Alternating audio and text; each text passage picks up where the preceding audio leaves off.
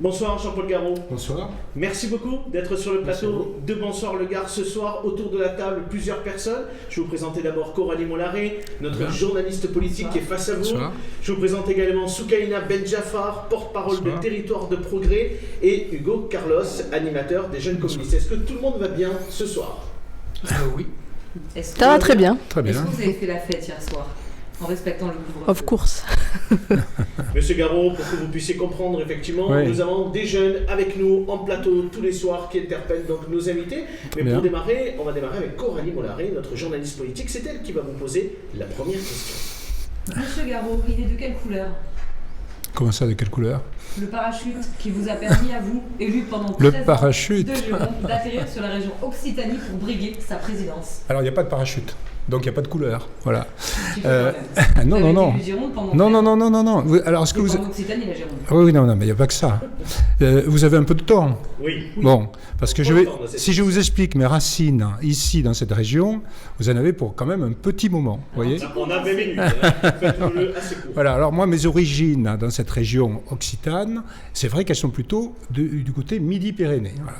Moi, je suis né à Toulouse, mon épouse, mes enfants, tout le monde est né à Toulouse. Je suis originaire plus particulièrement de Martres-Tolosane, qui est un petit village au sud de Toulouse, dans le Comminges, où mon arrière-grand-père était maire, médecin du village, son père était également médecin de village. C'est d'ailleurs le même village que Carole Delga, voilà, c'est une coïncidence, c'est amusante d'ailleurs. Et puis après, du côté de ma mère, je suis plutôt du côté de l'Ariège, donc de l'Aveyron et du Tarn. Albi, bien sûr, Gaillac, voilà quelles sont mes racines. Alors, ceci étant dit, On ne demande pas la ceci- appartenance familiale, mais ceci étant dit, Ceci vous avez étant été dit. élu en Gironde et vous avez fait votre oui, carrière. et je vais vous dire pourquoi. D'abord parce que mon père était magistrat comme moi, et donc j'ai été amené à suivre mes parents, naturellement, quand j'étais enfant. Bon. Donc j'ai circulé. Je suis parti de Toulouse, j'avais 4-5 ans, et puis j'ai circulé dans la France entière. Et puis à un moment donné, moi-même, j'ai été magistrat. Donc j'ai commencé une carrière à l'École nationale de la magistrature, qui est à Bordeaux, bien entendu. Voilà, c'est l'École nationale. Et ensuite, j'ai eu plusieurs affectations, j'ai eu plusieurs postes, dont juge d'instruction à Toulouse. Donc j'étais quand même en poste dans la région Midi-Pyrénées, à l'époque à Toulouse. Et puis ensuite, à un moment donné, pour des raisons qui m'appartiennent, mais je suis prêt à vous en parler naturellement d'une façon très décontractée, j'ai décidé donc de m'engager en politique. Voilà. Et à ce moment-là, excusez-moi, et à ce moment-là, j'étais directeur adjoint de l'école de la magistrature à Bordeaux. Vous avez une vie Et donc, je me professionnelle. suis dit, en m'engageant, là, parce que j'étais à Bordeaux, eh bien, je suis allé à côté de Bordeaux, m'engager sur le terrain politique et aller battre sur son terrain le fils de François Mitterrand. Pour moi, c'était aussi assez symbolique. Voilà. Mais après, j'ai eu d'autres affectations. Et puis, je me suis engagé, donc après, d'autres affectations judiciaires, quand j'ai eu mes 2 mandats. Et le fait d'être député de Gironde n'est pas un problème en soi, si vous voulez, parce que d'abord, j'ai fait beaucoup de choses qui étaient transversales. Hein. Je veux dire, un député, il n'est pas le député de la Gironde. Alors, Il on est va député parler de à l'État, travers de la la nation. Des réponses plus courtes parce que Ah non, non, non, mais avec moi, vous n'allez pas y arriver.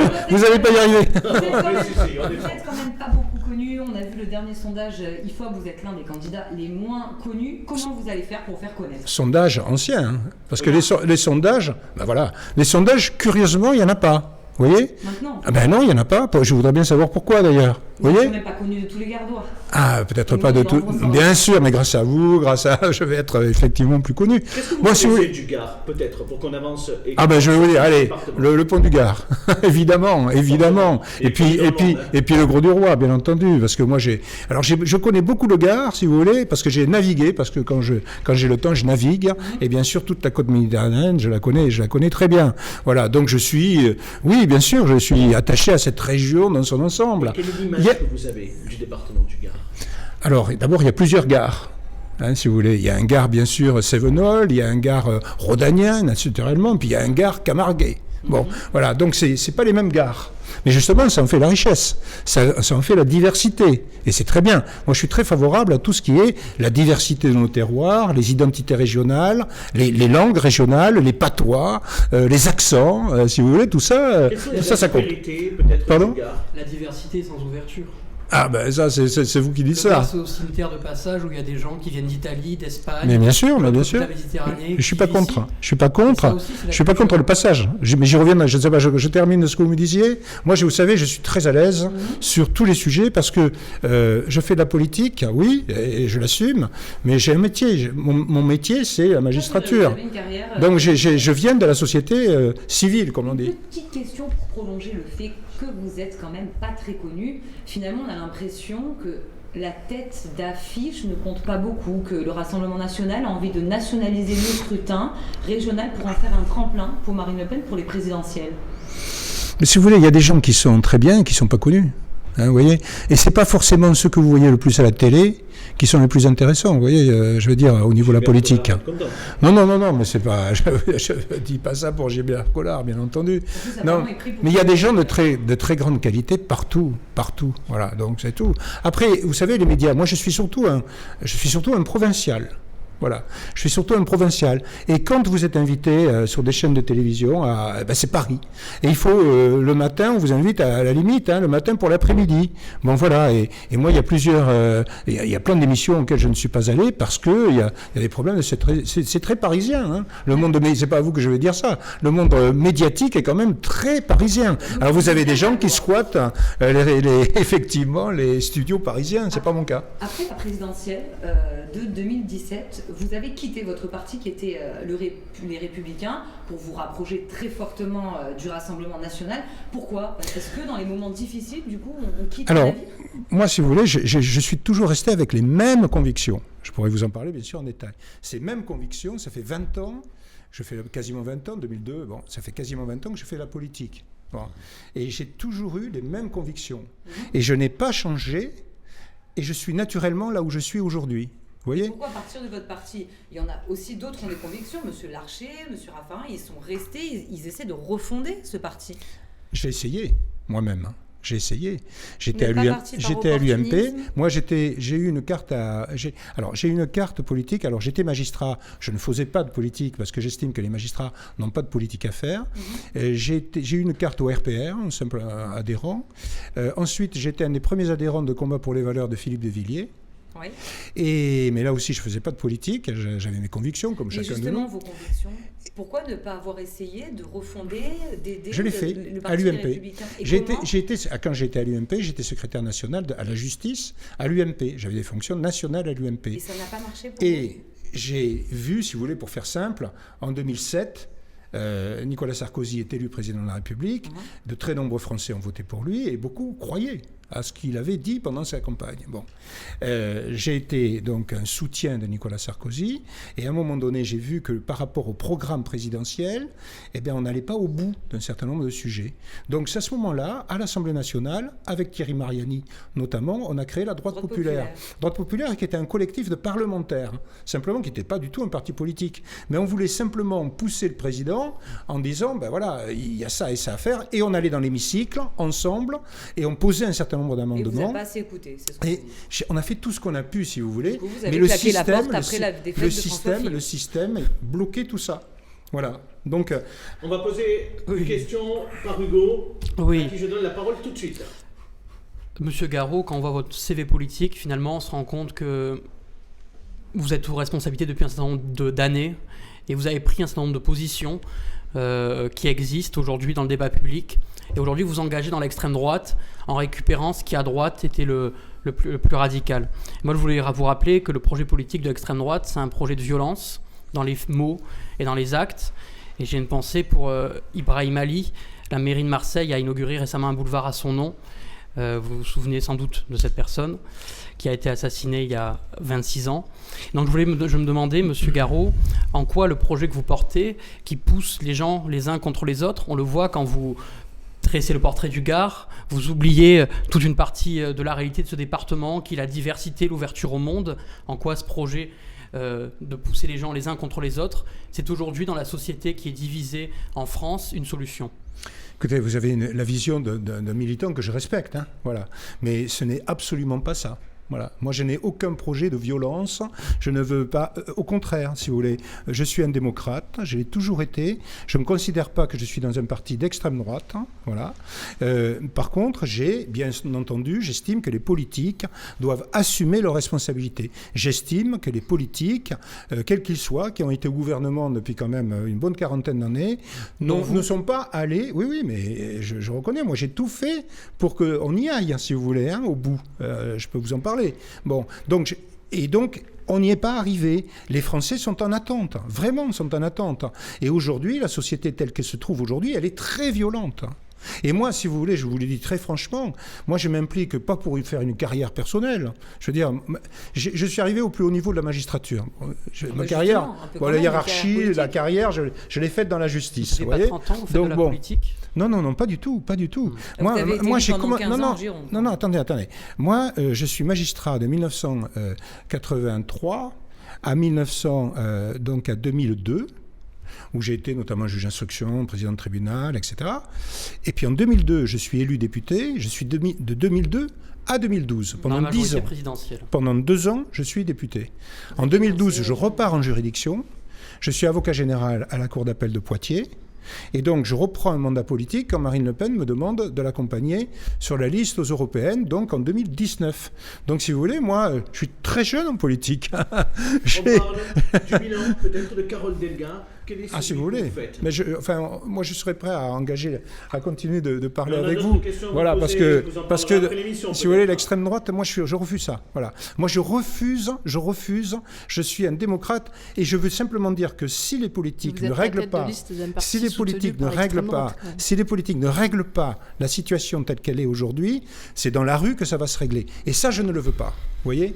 Parce que je sais de quoi les gens sont capables. On avance, M. Garot. Quel bilan vous faites de la présidente de la région, Carole ? Mais écoutez, d'abord, premièrement, je n'ai rien de personnel contre elle. Je veux le dire parce que... Vous venez du même village. C'est vrai. Et puis, inversement, j'ai noté dans son attitude par rapport au Rassemblement national un vrai sectarisme, une vraie attaque, une vraie agressivité, vous voyez, comme M. Dupond-Moretti. On ne nous parle pas parce qu'on nous taxe d'être des extrémistes, des je ne sais pas quoi, les forces obscures, du mal ou quoi. Enfin, des trucs complètement absolument aberrants. Absolument aberrant. Pour faire votre miel quand même. De quoi ? Vous capitalisez sur les peurs pour. Voilà, c'est ça. Votre donc miel, c'est une réalité. J'entends ce que vous dites, mais quelle peur ? Je veux dire, est-ce que vous ne croyez pas qu'en simplement en regardant les journaux, en ouvrant votre poste de télé, vous ne pensez pas qu'il y a un vrai problème dans ce pays ? C'est pas moi qui le dis. C'est pas moi. C'est pas moi. Oui, c'est pas moi. Justement, juste pour revenir sur le fond, aujourd'hui, vous avez des habitants gardois qui vont voter pour les élections régionales et qui aimeraient savoir qu'est-ce que la région va faire pour eux dans la prochaine mandature qui s'ouvre. Oui, bien sûr. Vous, bien sûr. En tant que candidat Rassemblement national, quel bilan concrètement vous faites de l'action de Carole Delga ? Est-ce que vous... Alors, voilà. Donc je continue, oui, mais Carole Delga, bien entendu, s'est attachée à ses fonctions de présidente de région. Pour faire simple, Madame Delga a été une sorte de super présidente de conseil général. Vous voyez ? C'est-à-dire qu'elle a fait un certain nombre d'actions, tout n'est pas forcément négatif, je le reconnais absolument, mais elle n'a pas eu une vision, je dirais, d'ensemble de la région. Vous avez des précédents présidents de région qui marquaient de leur empreinte une région, vous voyez. Elle n'a pas marqué pour vous de son empreinte la région. Je vais vous répondre. À la fin du mandat de Mme Delga, qu'est-ce qui reste du mandat de Mme Delga, vous voyez ? Par contre, ma compagne dans ces élections, par exemple, quelqu'un que j'apprécie beaucoup, qui a été le directeur de cabinet de Georges Frêche. Bon, Monsieur Frédéric Bord, qui vient du Parti socialiste aujourd'hui. Qui vient du non, c'est faux. Là, vous voyez, vous vous trompez. Et ça, c'est grave, ce que vous venez de dire, monsieur. Vous voyez, c'est grave. Il ne faut pas dire ça. Il n'est pas poursuivi en justice. Ça, c'est même... Vous voyez, vous ne pouvez pas dire des choses comme ça. C'est faux. C'est totalement faux. Voilà. Allez, on revient pour revenir au bilan de Carole Delga, pour donner la gratuité dans les transports. À la rentrée prochaine. Alors, la gratuité dans les transports, c'est plus un problème de tarification, si vous voulez, qu'un problème de gratuité. C'est une bonne mesure ou c'est pas une bonne mesure ? Ça dépend dans quelles conditions cette gratuité est donnée et ça dépend qui paye à la sortie. Mais si demain vous présidez la région, vous moi je ne suis pas mesure forcément en opposition avec, par exemple, la gratuité dans les transports de personnes, parce que je crois savoir que là, les personnes pour les transports scolaires. Voilà, parce que les personnes de plus de 65 ans, elles, qui ont eu la gratuité à une certaine époque, l'époque, je crois que les choses ont changé, notamment au niveau des bus. Hein, je l'ai vu encore récemment en région toulousaine. Bon, je ferme la parenthèse. Oui, mais là, on est pour les transports scolaires. La région a la compétence de transport mais scolaire. bien sûr, moi, j'ai pas de raison de remettre en cause cela, si vous voulez. D'accord. Bon, la gratuité des manuels, la distribution de l'ordi. Mais oui, alors on m'a fait dire que j'étais contre cette disposition, je ne sais pas pourquoi. Non, vous le demandez. Donc je ne sais pas pourquoi. Donc moi je pense que oui, il y a des bonnes dépenses. Bon, à partir du moment, si vous voulez, bon, il y a un budget conséquent, hein, plus de 3 milliards 500 millions d'euros, c'est pas rien. Bon, moi après je ferai des choix budgétaires. Il y a des choix, il y a des priorités budgétaires à donner, avec le même budget.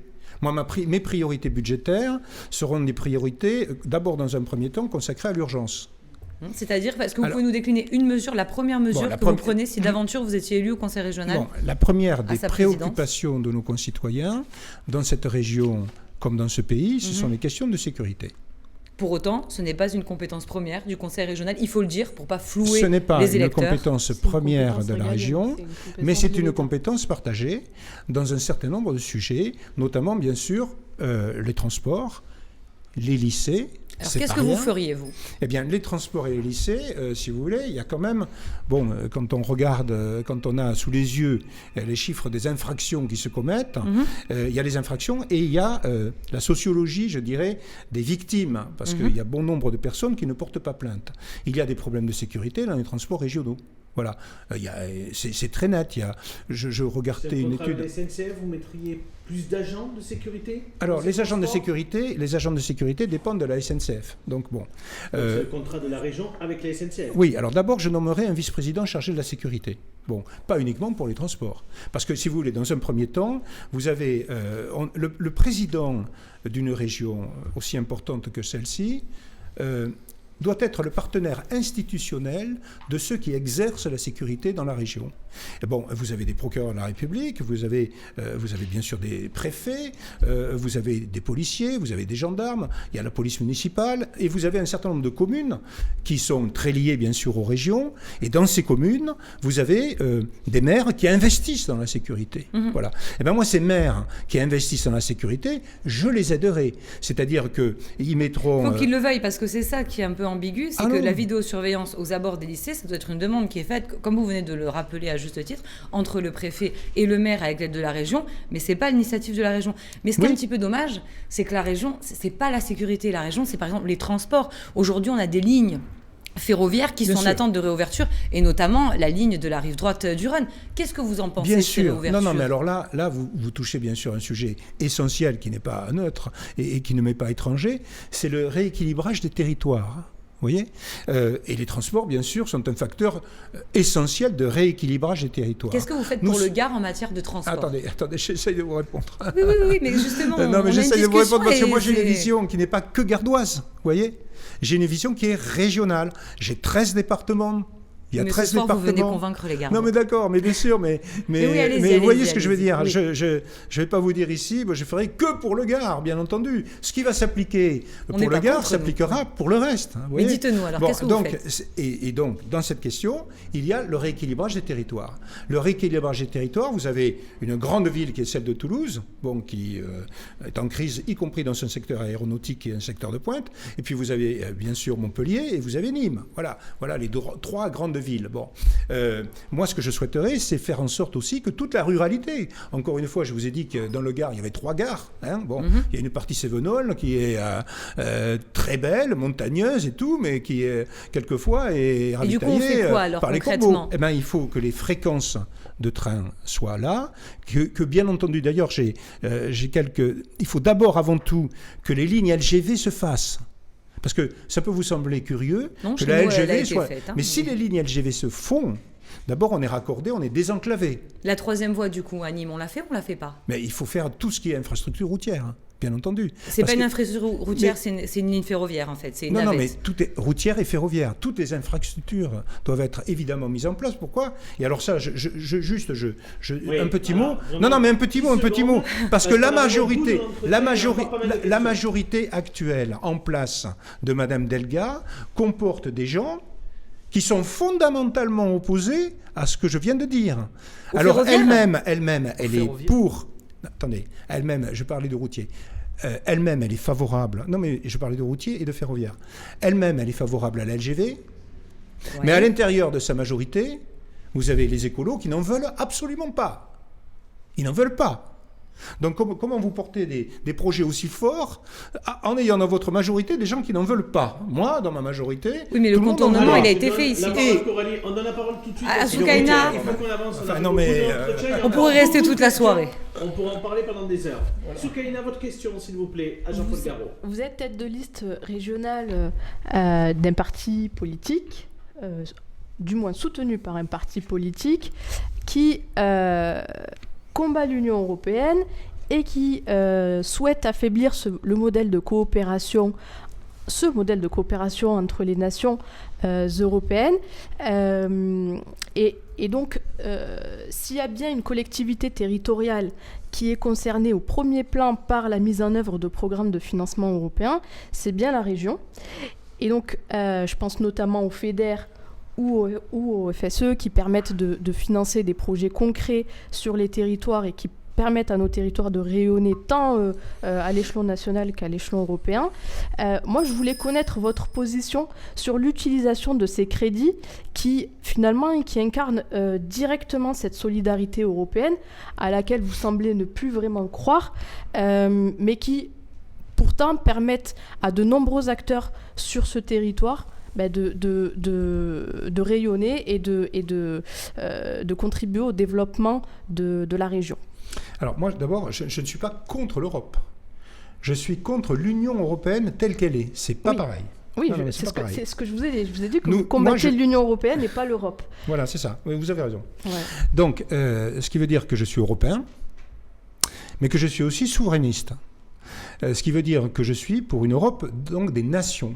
Et je ne suis pas contre l'Union européenne, je ne suis pas contre les dispositifs mis en place par l'Union européenne à partir du moment où l'Union européenne doit rester ce qu'elle est, c'est-à-dire un facilitateur, je dirais, en ce qui concerne notamment ce que vous évoquez, les moyens financiers qui peuvent être donnés à des régions, à d'autres structures, mais je ne veux en aucune façon que l'Union européenne devienne un supra-État. Vous voyez ? Donc la différence, elle est là. Donc les dispositifs dont vous parlez, moi je suis député européen, les dispositifs dont vous parlez, bien sûr qu'on ne va pas les refuser, naturellement. Mais la finalité de tout ça, c'est de faire en sorte que nos entreprises et autres sans cette Europe forte, sans cette Europe des nations. Mais ne soient pas je comprends ce que vous dites, mais ne soient pas sous perfusion. Moi, j'ai rencontré pas mal de petits entrepreneurs, des indépendants aussi, mais des petits entrepreneurs, très petits entrepreneurs, TPE, PME, qui sont le tissu, véritablement le tissu entrepreneurial de toute cette région. Hein. Eh bien, ils étaient tous à me dire, écoutez, enlevez-nous toutes ces difficultés administratives que nous avons, qui viennent en partie aussi de l'Europe, parce qu'il faut monter des dossiers. Ils recrutent des gens spécialement pour monter des dossiers destinés au financement européen. Ils me disent, ça me prend un temps fou, etc. Et puis surtout, laissez-nous travailler. Ne nous contingentons pas dans un certain nombre de blocages. Laissez-nous travailler, laissez-nous employer des gens, laissez-nous, et puis essayons de trouver de la main-d'œuvre. C'est un gros problème de main-d'œuvre. Et à partir de ce moment-là, on n'aura plus besoin d'aide. Non, mais si vous voulez, le système est fait de telle façon qu'il ne fonctionne actuellement que grâce à des aides, grâce à des perfusions. Moi, je n'ai pas cette vision. Je considère que la France a des qualités intrinsèques dans tous ces terroirs, et ici, nous en sommes dans un beau terroir qui a des atouts considérables, et moi, je ne veux pas qu'on vive sous perfusion. Moi, je veux qu'effectivement, on mette en valeur ce patrimoine, ces identités, et qu'on laisse les gens travailler, qu'on aille vers l'entreprise, et voilà. Monsieur Garot, voilà quel est mon objectif. L'Europe, on est obligé de vous poser la question quand même sur le rapport de la Commission européenne sur les rémunérations des attachés parlementaires et des députés européens. Un rapport assez explosif qui est sorti dimanche dans le JDD. Quel est votre point de vue sur ce rapport ? Écoutez, en toute franchise et honnêteté. En toute franchise. Si vous voulez, moi je suis magistrat. Donc voilà, en toute franchise. Bon, cette affaire, ça sort dans le JDD, mais l'affaire, entre guillemets, elle remonte à des années en arrière. C'est toujours la même qu'on ressort juste avant les élections, qui ne concerne d'ailleurs pas que le Rassemblement national. On oublie M. Bayrou. Pas à ce niveau-là, pour le modèle. Mais non, en mais tout cas, c'est le même. Et ce rapport, je tiens à le préciser quand même, il y a une crise sanitaire en plein milieu et ils ont pris le temps d'enquêter, d'étudier et de pouvoir proposer un rapport qui soit le plus complet possible. Ce rapport fait partie, si ce rapport existe. Moi, c'est le JDD qui sort ce rapport. Bon, moi, je veux bien que l'instruction se fasse dans les médias. On rappelle que ce n'est pas la justice, effectivement, qui attaque aujourd'hui le Rassemblement national. Oui. C'est bien la Commission européenne. Oui. Mais ce rapport existe. Oui, bien sûr. Et le rapport de la Commission européenne, il a été inclus, je pense, dans l'enquête qui est en cours et qui touche donc le Rassemblement national et qui touche d'autres partis. Mais ça vous inquiète, l'effet sur les habitants de la région Occitanie pendant qu'on fait campagne? Je vais vous dire, ça ne concerne pas des enrichissements personnels ou des choses comme ça, ça concerne effectivement des assistants de justice, lapsus. Je connais beaucoup les assistants de justice. Des assistants parlementaires qui auraient passé un certain nombre de temps parlementaires, non pas au service donc du Parlement, mais au service. Vous, mais moi, si vous voulez, moi très sur simplement, ce système moi qui a été dénoncé par la Commission européenne. Moi, je dis simplement que si les systèmes sont établis et s'ils sont punissables, eh ben ils seront punis. Voilà. Donc, si vous voulez, moi, la justice suit son cours, mais je ne veux pas que la justice soit instrumentalisée comme elle l'a été dans d'autres dossiers. Nous, on vous pose simplement la question. Hugo, votre question à Jean-Paul Garot. Oui, un des slogans du mouvement d'extrême droite auquel vous appartenez, c'est « Au nom du peuple ». Oui. Mais je me demande comment on peut parler au nom du peuple quand on est contre l'augmentation du SMIC, quand on est pour la limitation de la présence syndicale dans les entreprises, quand on est contre l'encadrement des loyers, quand on est contre la loi SRU qui organise le logement social dans les communes, et quand on est pour un retour sur le tiers payant à la sécurité sociale. Bon, alors d'abord, si vous voulez, oui, on est très près du peuple. Et on est d'autant plus près du peuple que vous, par exemple, communiste, vous n'y êtes plus. Vous voyez ? Ah bon ? Ben oui. Nous, on est très, très... Ben oui, vous regardez les chiffres des scores, quoi, les élections. En quoi vous êtes près du peuple ? Eh ben, on est tellement près du peuple qu'on nous taxe de populistes. Le gros mot, populiste. Voilà. Mais moi, je vais vous dire, je suis fier d'être populiste. Je l'assume, populiste. Qu'est-ce que ça veut Parce que dire populiste, ça veut dire qu'on est près des gens. Et on est maintenant le seul mouvement populaire véritable. Les communistes l'ont été dans le temps, voilà, ils ne le sont plus. Les socialistes sont coupés du peuple. Ils sont coupés du peuple complètement. Ils sont dans une sorte de caste, voilà, qui est en train de Carole Delga pourrait disparaître. vous faire la démonstration en juin prochain qu'elle n'est pas si éloignée du peuple. Mais écoutez, c'est très bien ce que vous dites, parce que moi, j'ai remarqué quand même une chose, c'est que Mme Delga ne met plus le logo du Parti Socialiste sur ses documents de campagne. C'est quand même curieux. Et elle cherche à faire en sorte qu'elle prend un maximum de distance avec le Parti Socialiste, avec M. Macron, qui est un socialiste recyclé, en gros, et...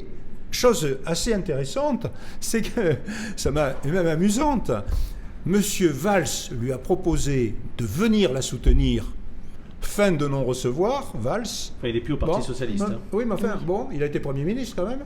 Monsieur Hollande, ancien président de la République, socialiste, lui a proposé de venir la soutenir. Et Mme Delga n'en veut pas. Juste pour parler de curieux pour un socialiste, près du peuple. Très rapidement, parce que vraiment on est au bout, sur la question, et précisément sur ce que vous demande Hugo, est-ce que le Rassemblement national est contre l'augmentation du SMIC ? Est-ce qu'elle est contre la présence syndicale dans les entreprises, oui ou non ? Non, mais attendez, c'est pas aussi simple. Je veux dire, non, c'est pas aussi simple. Il n'y a pas un grand trésor caché quelque part dont il faudrait distribuer les dividendes. C'est pas comme ça que ça marche, si vous voulez. C'est pas les riches, la faute aux riches, truc, machin. C'est pas manichéen, si vous voulez. C'est pas comme ça que ça fonctionne. La richesse, avant de pouvoir la distribuer, et on est pour la distribution, effectivement, en fonction du travail, en fonction des efforts, en fonction du mérite, en fonction de tout cela, en fonction de circonstances, de situations particulièrement difficiles. On est favorable à cela. Mais si vous voulez, on ne pourra augmenter le SMIC que quand on aura une économie qui se remettra d'aplomb. Et l'économie mondialisée qu'on nous met en place, qui appauvrit le pays d'une façon considérable. Vous devriez, en tant que communiste, vous rendre compte de cela. Nous, on a des jeunes entrepreneurs, on a des gens qui veulent entreprendre, qui sont là sur le terrain, qui sont ruinés de milliardaires en France par les concurrents. Mais non, mais vous avez une vision... Excusez-moi, vous avez une vision... Je ne veux pas être désagréable, mais vous avez une vision qui est un peu bornée. Voilà. On va pas vous réconcilier ce soir. Allez, la question pour terminer cette interview, la question de Soukaina, la deuxième. Alors... Moi, je vous entendais parler de sécurité et vous présentiez ces enjeux-là comme une priorité dans cette région. Je voulais juste vous rappeler que l'Occitanie, c'est une des 4 régions les plus pauvres de France. C'est vrai. Le département du Gard est le 5e département le plus pauvre de France. Je sais.